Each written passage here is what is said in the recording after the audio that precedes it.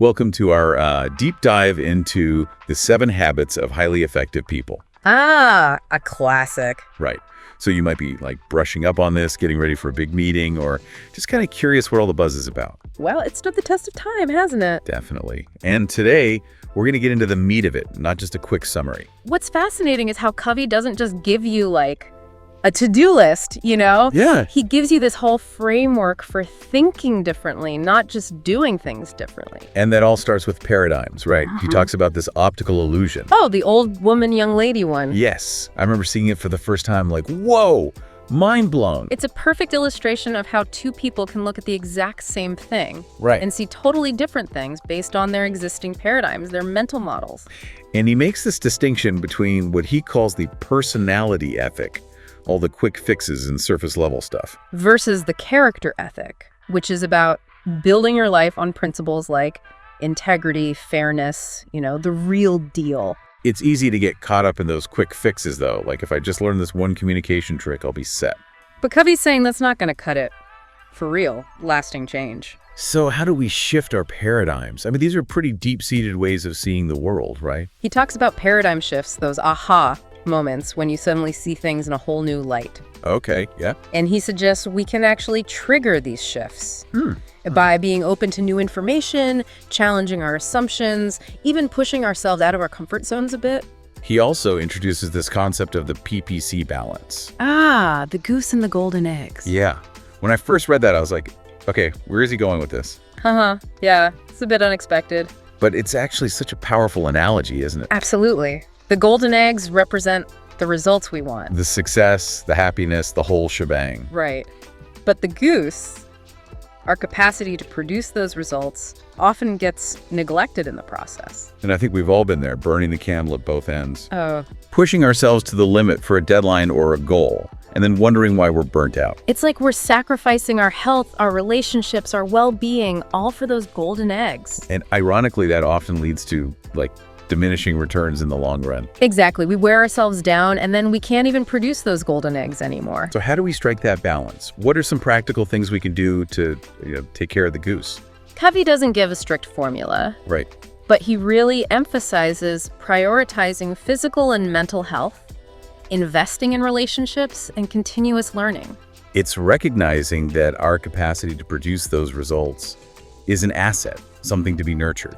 Exactly. It's not just about being nice to yourself. Yeah. It's about recognizing you are your most valuable resource. And it's interesting how that ties back to the character ethic. Taking care of the goose aligns with principles like integrity. It's about honoring yourself and your potential. And that leads us beautifully into habit 1. Be proactive. Which is about so much more than just taking initiative, right? Absolutely. It's about recognizing we have the power to choose our response in any situation. He uses an incredibly powerful example of Viktor Frankl, who even in a concentration camp, I know, chills. he found a way to maintain his sense of choice, of agency. It's a stark reminder that we always have a choice, even in the toughest circumstances. And a lot of it comes down to language. Oh, interesting. Covey contrasts proactive language, like I can choose, I'm responsible, with reactive language, like I have to, it's their fault. I've definitely noticed how much my language impacts my mindset. It can make a huge difference. When I catch myself saying I can't, it's like instant victim mode. But if you reframe it as I choose not to, it's empowering. Exactly. It gives me back my power. And that sense of agency is crucial for what he calls expanding our circle of influence. Remember the circles of concern and influence. Yeah, so many things we care about are outside our control. But our circle of influence, the things we can actually impact, that's where our power lies. So by focusing on what we can control, our actions, our choices, You actually expand that circle over time. kind of a paradox, right? The more we focus on what we can control, the more control we ultimately gain. Exactly. And that brings us to habit 2. Begin with the end in mind. This one really got me thinking, Imagining your own funeral, not the cheeriest thing, No, not exactly a party. but it's so effective in forcing you to confront what really matters in life. It's about defining your values, your priorities, not just in this vague sense, but in a way that guides your actions every day. And he talks about creating things twice first in your mind, then in the physical world. Like building a house, you wouldn't just start hammering without a blueprint, would you? Makes sense. But we often go through life without that clear vision of what we're trying to build. I know I've been guilty of that, just kind of going with the flow, hoping for the best. But Covey's saying, if you want a truly fulfilling life, you gotta be intentional. So true. And that intentionality starts with defining what success even means to you. Right. What's your personal true north? Those guiding principles. He also distinguishes between leadership and management. Oh, that's a good one. He says leadership is about defining what matters, while management is about doing things right. It's easy to get lost in the day-to-day, the busy work, and lose sight of the bigger picture. Absolutely. And Covey's reminding us that true effectiveness starts with knowing where you want to go and why. And he tells that story of Anwar Sadat, the Egyptian president who totally transformed his relationship with Israel. Amazing example of how we can re-script our lives. Even our deeply ingrained beliefs, It shows we're not just stuck with our past or our circumstances. We have the power to choose a different future. Absolutely. We can write a new script based on our values. It's so powerful. And that brings us to habit 3. But first things first. This is where the rubber meets the road, right? Totally. It's about taking all that vision, that intentionality from habit 2. And actually putting it into action. He introduces that classic time management matrix, prioritizing tasks based on urgency and importance. A lot of people are familiar with the 4 quadrants. Right. But Covey goes beyond that, talks about 4th generation time management, which focuses on managing ourselves, not just our time. Shifting from a rigid roadmap to a more flexible compass approach. It's about being proactive, intentional, but also adaptable, making choices based on what matters most in the moment. Then there's this amazing metaphor, the emotional bank account. Ah, I love that one. I'll admit, when I first heard it, I thought it sounded kind of cheesy. Yeah, I get it. But it's actually such a powerful way to think about relationships. It highlights the importance of trust. Right. And how we build or erode it through our interactions. Every interaction's a deposit or withdrawal. Keeping promises, being kind, really listening, those are deposits. And breaking commitments, being disrespectful, dismissing someone's feelings, those are withdrawals. It's so simple, but so profound. If we want strong, healthy relationships, we got to be making those deposits consistently. Absolutely. And that leads us to habit 4. Think win-win. Which feels so crucial, especially now when everything feels like a competition. It's so easy to fall into that trap. Covey argues that win-win is the only truly sustainable approach. In interdependent situations, for sure. It's seeking mutually beneficial solutions where everyone feels like they've gained something. He contrasts it with win-lose, lose-win, lose-lose. Or someone always gets the short end of the stick. It's tempting to fall into those traps, especially when we feel threatened or insecure. But Covey's saying win-win isn't just about being nice. It's about recognizing we're all in this together. True success comes from collaborating, finding solutions that work for everyone. And he emphasizes having no deal as a viable option. Meaning you're willing to walk away if it's not truly win-win. Knowing your worth, not settling for less. And he breaks down win-win into 5 dimensions: character, relationships, agreements, systems, and processes. It's a whole approach, right? It's not just about negotiating a contract. Exactly. It's about integrity, strong relationships based on trust, clear agreements, and systems that support collaboration. He even gives an example of a company implementing a learner-controlled training program. Oh, I remember that one. They faced resistance at first, people stuck in that win-lose mindset. But by shifting to win-win, they created something that benefited everyone. Such a good example of how win-win thinking can lead to creative solutions. Absolutely. It's about expanding the pie, not just fighting over slices. Which takes us to habit 5. Seek first to understand, then to be understood. This one's all about communication, but a very specific kind. It's about truly listening to another person's perspective before even trying to make your own point. Covey describes 5 levels of listening, starting with ignoring, pretending, selective listening, attentive listening, and finally, empathic listening. Which is the goal, right? Absolutely. It's going beyond just hearing words. You're trying to understand their feelings, their perspective. He shares that funny story about the doctor who prescribes medication for a baby without even realizing the patient's age. Oh yeah, because he wasn't truly listening to the mom. It's funny, but it highlights how costly it can be when we fail to seek first to understand. Or we make mistakes, damage relationships, miss opportunities for connection. Covey emphasizes reflecting back both the content and the feeling of what the other person is saying. It shows you're not just passively listening, you're actively trying to get it. It creates a space where they feel heard and validated. Which is so crucial for building trust, opening up communication. He even suggests telling the other person what you're doing. Like, I'm really trying to understand you here. Help me see it through your eyes. So powerful that authenticity can really disarm defensiveness and create a more collaborative environment. And that's a perfect segue into habit 6, which is synergize. Because true synergy, where the whole is greater than the sum of its parts, it needs that foundation of understanding and respect. Yeah, it's not just about teamwork or compromise. It's about creating something totally new and better together. Something you couldn't have done on your own. Exactly. Covey tells that amazing story about his college class. The students went way beyond the syllabus. Oh, I love that one. They created this incredible learning experience. It even surprised him. It shows what can happen when people are open, trusting each other, really valuing each other's differences. And he's clear that synergy doesn't just happen magically. No, definitely not. It takes the right conditions. Like trust, openness, and valuing those differences, right? Exactly. Trust lets people be vulnerable, share ideas without being judged, and openness means being willing to consider different perspectives. Even ones that challenge our own assumptions. And valuing differences means recognizing that everyone brings something unique to the table. It's easier said than done, though, isn't it? Creating those conditions. For sure, it takes effort. Sometimes egos get in the way, or people have had bad experiences with collaboration before. So they're hesitant, yeah. Exactly. So how do you overcome that? How do you build an environment where synergy can happen? That's the million-dollar question. I think it starts with modeling those behaviors ourselves. Leading by example.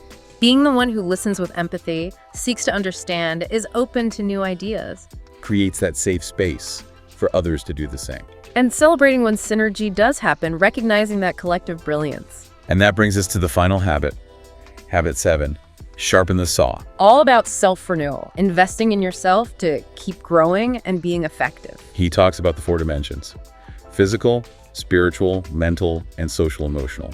Taking care of your body, your mind, your spirit, and your relationships. It's so easy to neglect those things when you're busy. We think, oh, I'll do that later. But Covey's saying self-renewal isn't a luxury. It's essential. It's an investment in your ability to show up fully in all areas of your life. I love this story about the doctor who gives his stressed out patient these unconventional prescriptions. Oh yeah, spending time at the beach, reading, reflecting. Writing his worries in the sand. It's a great reminder that renewal can be simple. It's about connecting with what brings you joy and peace. Taking time to sharpen the saw so you can keep cutting down trees, as he says. Exactly.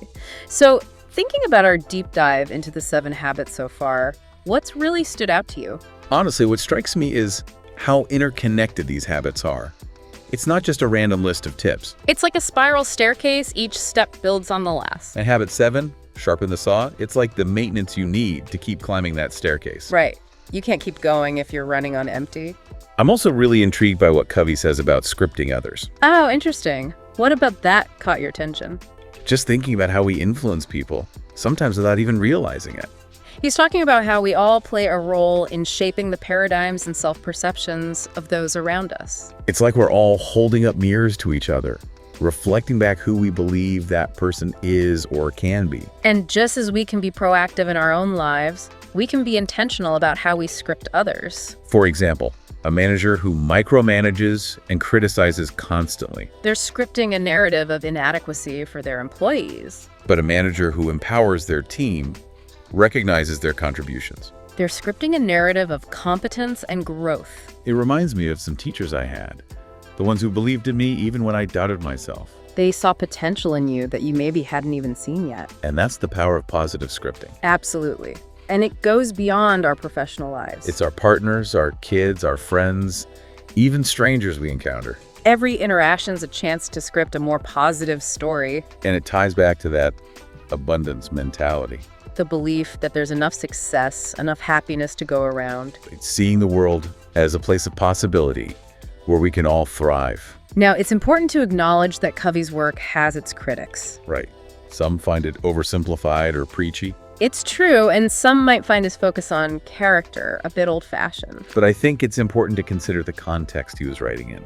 Back then, self-help was often all about quick fixes and surface-level stuff. And Covey was pushing back against that, advocating for a more principled approach. And even if some of his language feels dated, the core message is still relevant. Absolutely. And the enduring popularity of his work speaks volumes. It's been translated into so many languages, sold millions of copies. It's clearly resonating with people from all walks of life. So, for you listening, how can you apply these principles to your own life? It's a good question. Maybe start by asking yourself, which habit resonates most strongly right now? Which one feels like it can make the biggest difference for you? Once you've got that, think about a specific area where you can apply it. Maybe it's communication with your partner, being more proactive at work, or prioritizing your well-being. And remember, you don't have to do everything at once. Start small. What's one tiny step you can take today? Covey always emphasizes that lasting change is a process, not an event. It's about making those consistent small deposits in all areas of your life. Being patient with yourself, celebrating your progress, and not getting discouraged by setbacks. And you don't have to go it alone. Reach out to friends, family, mentors, online communities. There's so much support out there. As we wrap up, I'm curious how you think Covey's work relates to intergenerational living. That's an interesting angle. He doesn't explicitly use that term. But his emphasis on family, community, legacy definitely aligns with it. He talks about creating a family mission statement, outlining shared values and aspirations. Having those deep conversations about what truly matters, passing those values down through generations. And the power of family traditions and rituals. Those shared experiences that strengthen bonds. He also encourages regular family meetings to discuss things, resolve conflicts, celebrate wins. Even creating a family bank account where members can make deposits through acts of service and appreciation. That's such a cool idea, building a reserve of love and connection. And this intergenerational thinking goes beyond our immediate families, right? Totally. It's about recognizing we're all part of this larger web. Our actions have ripple effects that go far beyond our own lifetimes. We have a responsibility to the generations before us and the ones that will come after. It's about making choices today that create a more just, sustainable, and compassionate world. For everyone. So as you reflect on the 7 habits, think about the legacy you want to leave behind. What kind of world do you want to help create? It really makes you think, doesn't it? Like, what mark are we leaving on the world? Yeah, it's a big question. But before we get too philosophical, I wanted to circle back to something we touched on earlier. The idea that some people find Covey's work, a bit preachy. Yeah, I can see that perspective.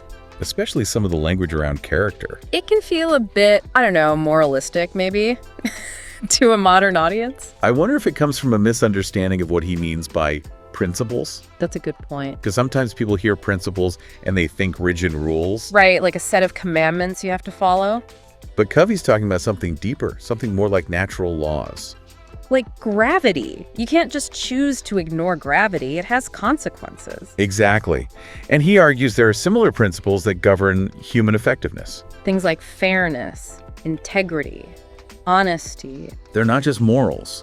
They're fundamental to how we operate in the world. And how we achieve lasting success. So maybe it's not so much preachy as it is recognizing that our choices have consequences. We can choose to align ourselves with these principles or not, but we can't escape the results. It's like building a house on a shaky foundation. You might get away with it for a while, but eventually it's going to crumble. And that's where I find the real power in Covey's work. It's not about imposing rules, it's about empowering people to make choices that lead to a better life. He's giving us a framework, tools to navigate the complexities of life. And create a world that reflects our values. So as we wrap up our deep dive into the 7 habits, let's bring it back to you. The listener, yeah. What resonated most with you? Which habit are you going to try to bring into your life? Remember, even small changes made consistently can have a huge impact. Absolutely. And as you explore these habits further, may you discover the power of principle-centered living. And create a legacy that goes beyond yourself. Thanks for joining us on this deep dive into the 7 habits of highly effective people. It's been a pleasure.